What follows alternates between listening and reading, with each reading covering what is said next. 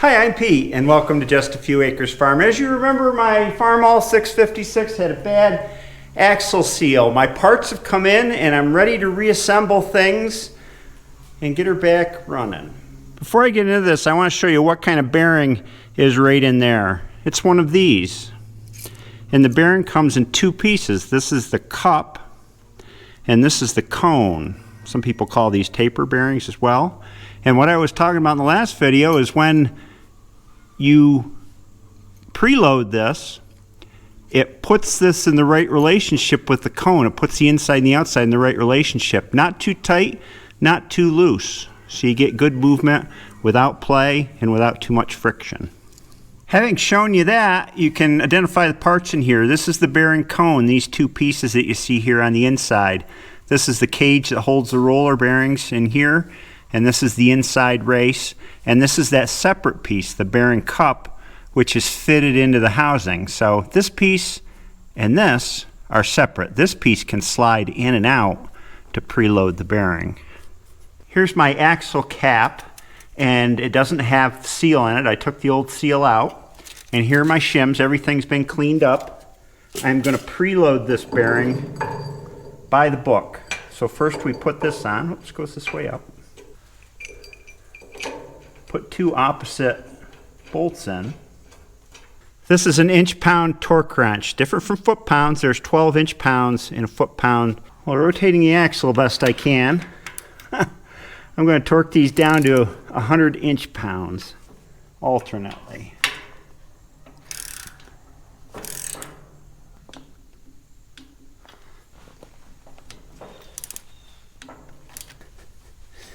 Bearing tightened up, there's no wiggle on the shaft. Next it says to loosen the cap screws back up, bolts, and retighten them to 20 inch-pounds while turning the axle. 20 inch-pounds is really light. Next, the I&T manual says without turning the axle shaft, tighten these again to 40 inch-pounds.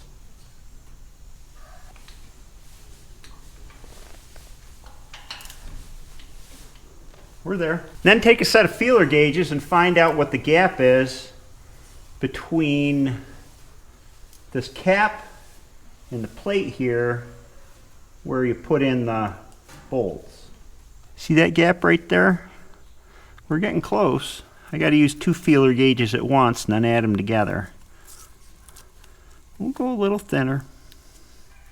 This one's the winner on this side. And that is 16 and 17 thousandths, which is 33 thousandths. However, I got a little bit more gap. It's not on perfectly straight, which I guess is probably to be expected. So I got a bigger gap on the other side. So just this bottom here, because it got cocked a little bit, it's probably just about impossible to put on perfectly straight, is 47. So I'm between 33 and 47 thousandths. If I average those two, I get 40 thousandths, the average of 33 and whatever I said, 47. Yeah, 40 thousandths. I've got three shims here. Two are thick ones, and they, with the calipers, show at 30 thousandths. And then I got a thinner one, which is 6. If I take this thick and thin and put them together, put the calipers on them, I get 38 thousandths, 37 and a half, 38 thousandths. The book says I need to be within 2 thousandths, so 38 is at 2 of 40, so I think I'm going to wind up getting rid of a thick shim and just putting these two in. I'm going to take it apart, put those two shims in, and see how it feels then as far as rotation and play. Now the reason that it started out with 3 and it only needs 2 now is because I've got bearing wear. As those bearings wear and as the cup wears that the bearing rides in, you're going to need to add preload as the bearing wears.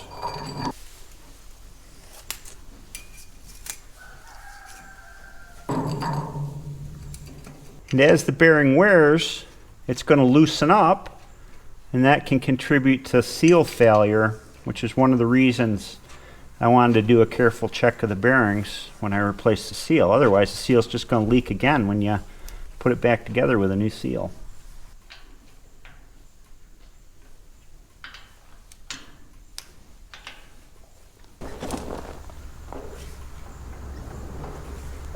Yeah. Yep, that's good. -1 shim, it's good. Now I'll take it all back apart because we got to put the seal and O-ring in. I'll leave those 2 shims right on there. Here's the old seal. It's a double lip seal. See the lip there? Lip there. This is a new seal.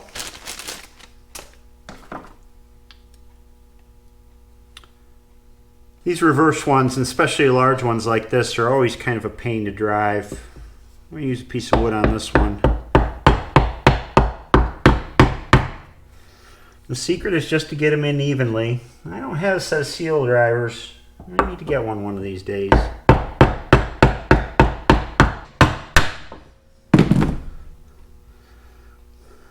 There we go.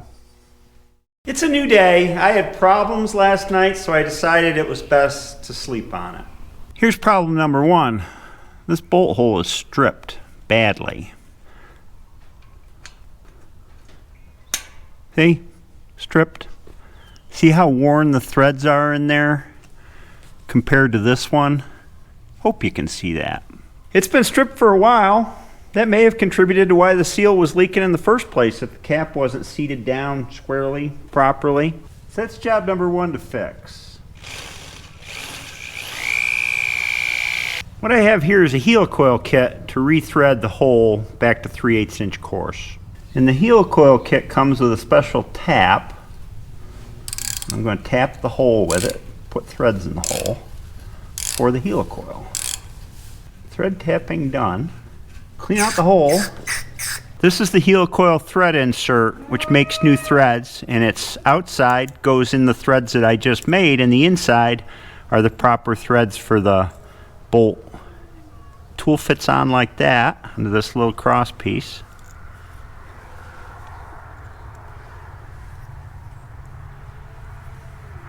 You just thread it in the hole. Make sure you get it all in the hole seated. Then you take a punch and you knock off the cross piece that you hooked the tool onto. And fish out the piece that you knocked off. Or flush it out. When you're all done, you've got a rethreaded hole that the bolt will fit on. Problem number 2 is the new O-ring I got is slightly larger than the old O-ring. I double checked the part number and I have the right part number. I'm not sure why it's a little bigger. The old O-ring sat right down here in the recess. This one does not. See this extra I got here?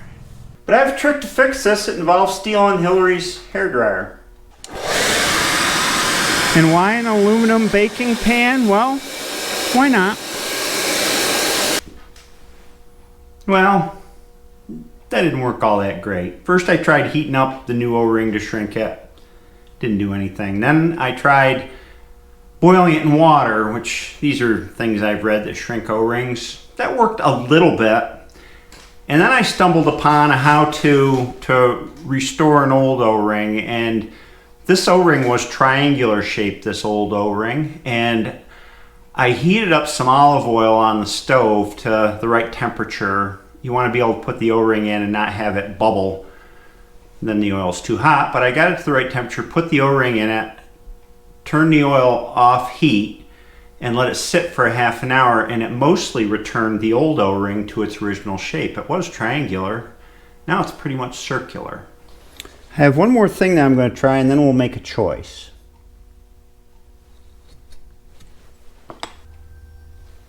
I'm using the old O-ring as a template here.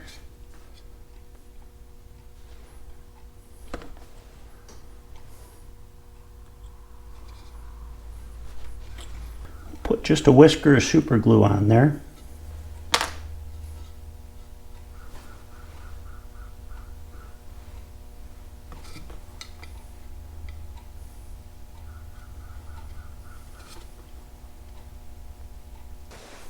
Let it cure for a minute. I made my decision. I'm going with the new one that I glued. I'm just going to put some grease on it here so that it seats without binding when I sandwich everything together. And I'm going to keep track of where the joint in it is, the glue joint. Put that on the top. Slide that right in. I'm going to pack this seal with grease too, and my main concern here is the revolution of the axle before everything gets lubed up and it wearing on the seal, even though there's oil in the cavity. High tran on the axle. A little more grease where the seal sets. I checked wear on this and it's not grooved too bad, so we should be all right there. Now my thought with the O-ring down in there is it's really, the whole thing's in compression because of the tapered face where it seats in. And if anything, it's going to swell a little bit, I would guess, in the longitudinal direction, even though because it's getting crushed in the cross-sectional direction. Who knows? It's a good thing to try.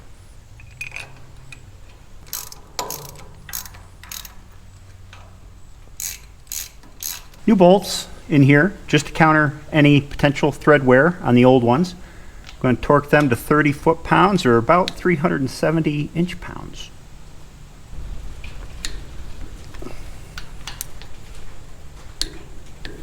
Make sure we still got good action on the axle. It's kind of oily. That feels really good. Worth the wait, I guess. Oh my gosh. That's a little better.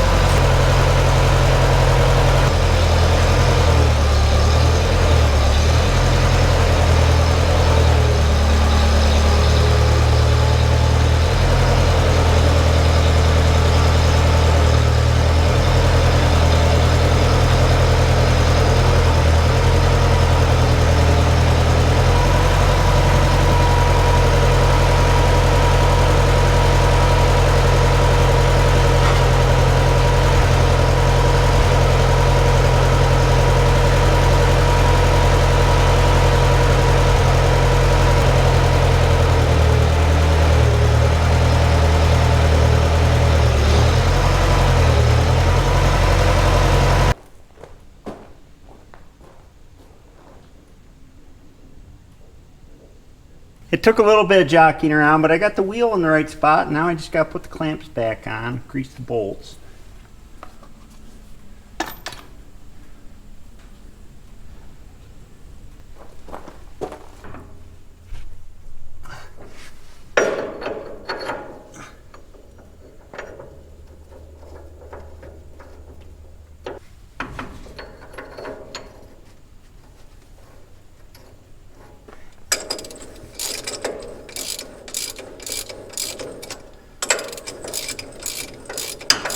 Oh boy. Hey, what's this Hillary left here? This could be just in time.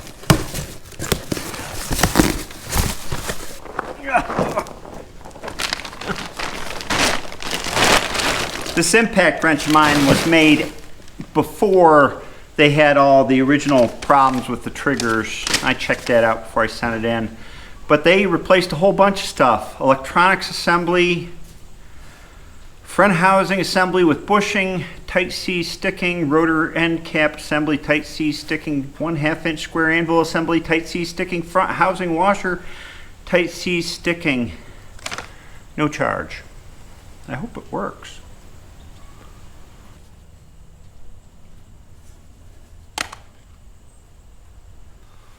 Let's try it.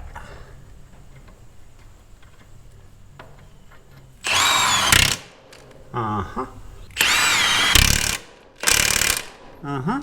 I can start letting her down so I can tighten up the axle clamps the rest of the way.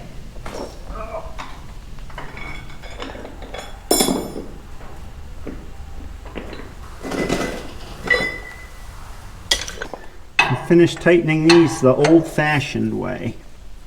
No.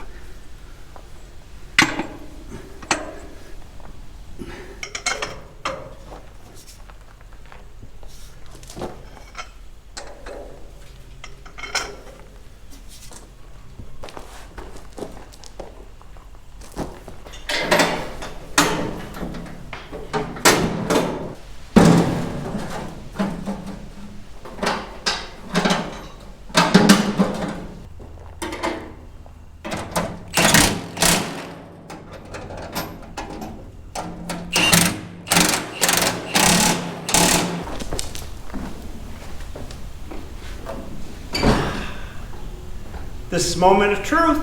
We'll see what happens. Hopefully the wheel won't fall off.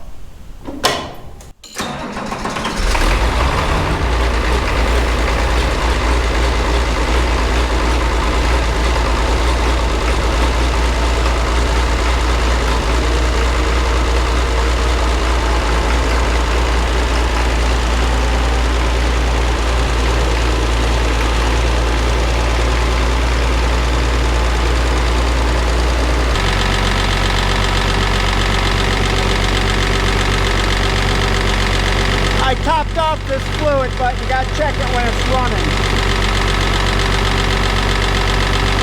Let's go for a low ride and see how she does.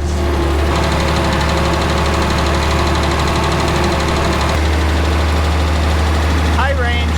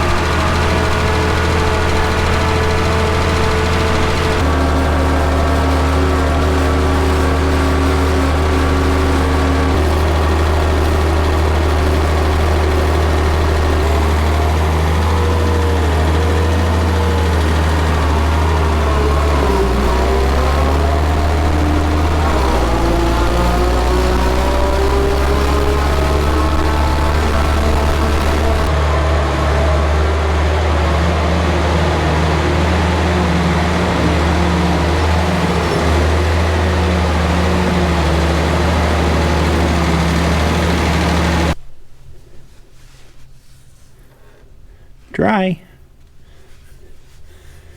Dry on the axle. Check.